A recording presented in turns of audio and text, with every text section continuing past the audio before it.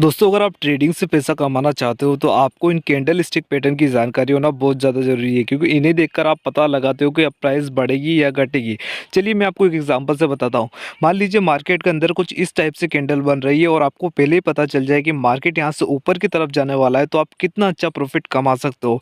मान लीजिए मार्केट में कुछ इस टाइप से कैंडल बन रही है और आपको पहले ही पता चल जाए कि मार्केट नीचे आने वाला है, तो आप लॉस होने से अपने आपको बचा सकते हो। और आज हम इस वीडियो में बेसिक से इन कैंडल स्टिक पैटर्न को सीखने वाले हैं। दोस्तों मार्केट के अंदर हमेशा दो तरह की कैंडल होती है। पहले नंबर पर एक ग्रीन कलर की कैंडल होती है जो कि मार्केट में एक बुलिश कैंडल है, और दूसरे नंबर पर एक रेड कलर की कैंडल होती है जो कि एक बेरिश कैंडल है। दोस्तों मार्केट के अंदर जो इन दोनों कैंडल का रेड और ग्रीन कलर का पार्ट होता है, इसे हम मार्केट में इनकी बॉडी बोलते हैं, यानी इन कैंडल का शरीर इसे बोला जाता है। दोस्तों मार्केट के अंदर जो ग्रीन कलर की कैंडल होती है ना, वो हमेशा नीचे की तरफ से ओपन होती है और मार्केट में ऊपर की तरफ जाकर क्लोज हो जाती है, क्योंकि ये कैंडल हमेशा मार्केट में बढ़ने का संकेत देती है। दोस्तों अब इस कैंडल के नीचे और ऊपर की तरफ आपको दो डंडियां दिख रही होगी, जिसे हम इस कैंडल की विक या शेडो बोलते हैं, जिससे आप इस कैंडल के हाई और लो के बारे में पता लगाते हो। तो चलिए दोस्तों बात करते हैं रेड कलर की कैंडल के बारे में। रेड कलर की कैंडल मार्केट में हमेशा ऊपर की तरफ से ओपन होती है और मार्केट में नीचे की तरफ आकर क्लोज हो जाती है, क्योंकि ये कैंडल हमेशा मार्केट में गिरावट का संकेत देती है। दोस्तों अब इस कैंडल के ऊपर और नीचे की तरफ आपको दो डंडियां दिख रही होगी, जिससे आप इसके हाई और लो के बारे में पता लगाते हो। इसे हम मार्केट में इसकी विक या शेडो बोलते हैं।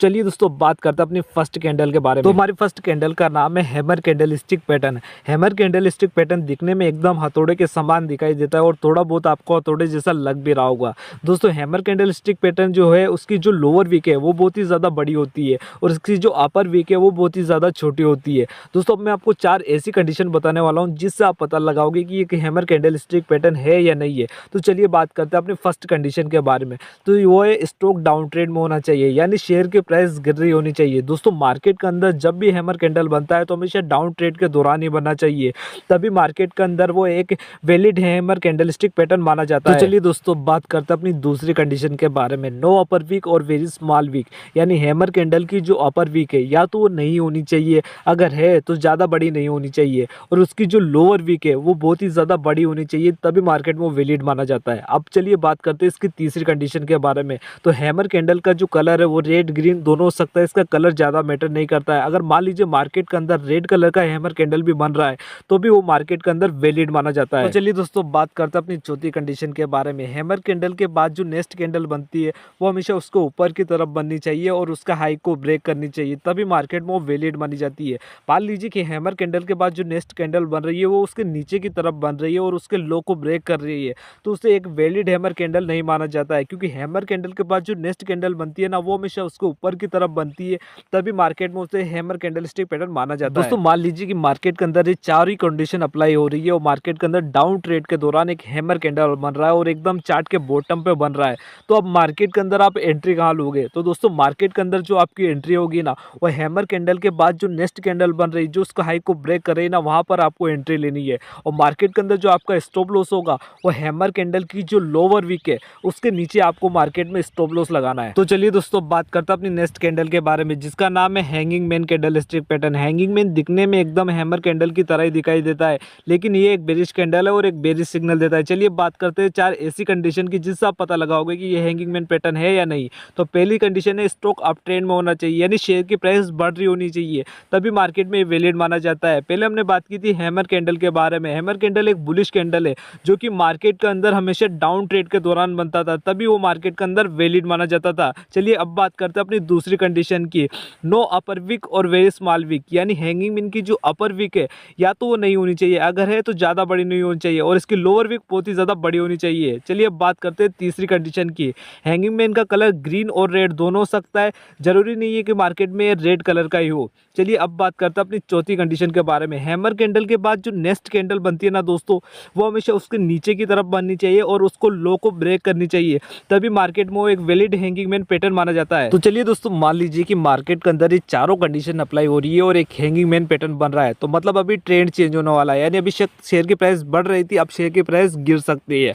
तो आप मार्केट के अंदर एंट्री कहाँ लोगे? तो मार्केट के अंदर दोस्तों आपकी जो एंट्री होगी ना, वो हैंगिंग मैन पैटर्न के बाद जो नेक्स्ट कैंडल बन रही है ना, वहां पर आपको एंट्री लेनी है।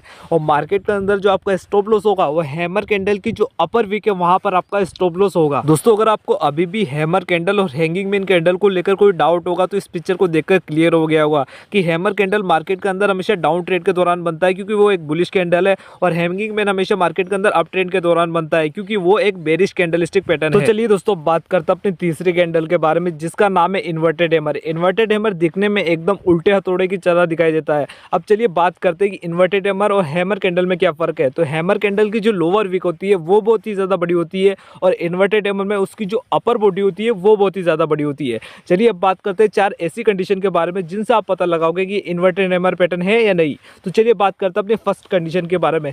स्टॉक डाउन ट्रेड में होना चाहिए, यानी शेयर की प्राइस गिर रही होनी चाहिए, तभी मार्केट के अंदर ये वैलिड इन्वर्टेड हैमर पैटर्न माना जाता है, क्योंकि ये बुलिश पैटर्न है जो कि मार्केट में डाउन ट्रेड के दौरान बनता है। चलिए दोस्तों बात करते हैं अपनी दूसरी कंडीशन की। इन्वर्टेड हैमर की जो अपर बॉडी है वो बहुत ही ज़्यादा बड़ी होनी चाहिए, और उसकी जो लोअर बॉडी है यानी नीचे की जो छोटी सी विक निकली हुई है वो ज़्यादा बड़ी नहीं होनी चाहिए या नहीं होनी चाहिए।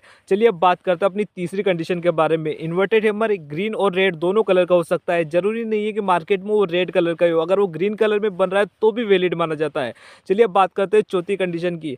इन्वर्टेड हैमर के बाद जो नेक्स्ट कैंडल बनती है ना, वो हमेशा उसके ऊपर की तरफ बननी चाहिए और उसके हाई को ब्रेक करनी चाहिए, तभी मार्केट में वो एक वैलिड इन्वर्टेड हैमर पैटर्न माना जाता है। तो चलिए दोस्तों मान लीजिए कि मार्केट के अंदर ये चारों कंडीशन अप्लाई हो रही है और एक इन्वर्टेड हैमर बन रहा है, यानी अभी तक ट्रेंड चेंज होने वाला है। अभी शेयर की प्राइस गिर रही थी, अब शेयर की प्राइस बढ़ सकती है। तो चलिए बात करते हैं कि आप एंट्री कहाँ लोगे। तो दोस्तों आपकी जो एंट्री होगी ना, वो इन्वर्टेड हैमर के बाद जो नेक्स्ट कैंडल बन रही है वहां पर आपको मार्केट के अंदर एंट्री लेनी है, और मार्केट के अंदर जो आपका स्टॉप लॉस होगा ना, वो इन्वर्टेड हैमर की जो लोअर विक है वो छोटी सी डंडी, उसके नीचे आपका स्टॉप लॉस होगा। तो चलिए दोस्तों बात करते हैं अपनी चौथी कैंडल के बारे में, जिसका नाम है shooting star candle. Shooting star एक बेरिश कैंडल है जो कि दिखने में एकदम इन्वर्टेड हैमर की तरह दिखाई देता है, लेकिन ये हमेशा मार्केट के अंदर अप ट्रेंड के दौरान बनता है, क्योंकि ये एक बेरिश कैंडल है। इन्वर्टेड हैमर एक बुलिश कैंडल था जो कि मार्केट के अंदर हमेशा डाउन ट्रेंड के दौरान बनता था। चलिए अब बात करते हैं इसकी भी 4 कंडीशन के बारे में। तो इसकी पहली कंडीशन है स्टॉक अप ट्रेंड में होना चाहिए, यानी शेयर की प्राइस बढ़ रही होनी चाहिए, तभी मार्केट में वैलिड माना जाता है। चलिए अब बात करते हैं इसकी दूसरी कंडीशन के बारे में।